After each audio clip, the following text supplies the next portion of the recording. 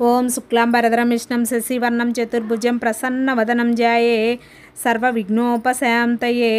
ముగ్గురు వృత్తాంతములు విన్న బ్రాహ్మణుడు ఎంతో జాలిపడ్డాడు. వారిని బాగుచేయుటకు తన ధర్మంగా తలంచి వారితో మీరు చేసినవి అన్ని మహాపాపాలని అనడంలో తప్పులేదు. అందుచేతనే చాలా బాధలు పడ్డారు. ఇప్పటికైనా నిజాన్ని గుర్తించి ప్రాయచిత్త పడుతున్నందుకు నేనెంతో ఆనందించుచున్నాను. ఇక మీకు ఏ భయమూ లేదు.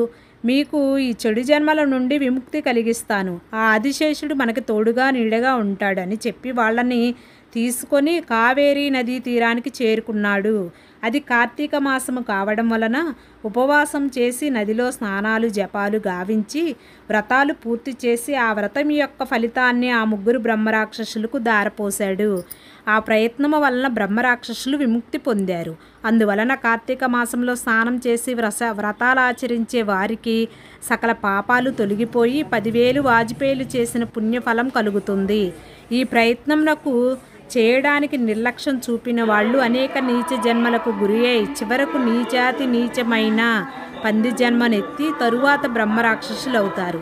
స్త్రీ పురుషులు తేడా లేకోకుండా అందరూ కార్తీక మాసంలో కావేరి, కృష్ణ, గోదావరి మొదలైన పుణ్యనదులలో స్నానం చేసి నక్తం మొదలగు వ్రతాలు చేయాలి.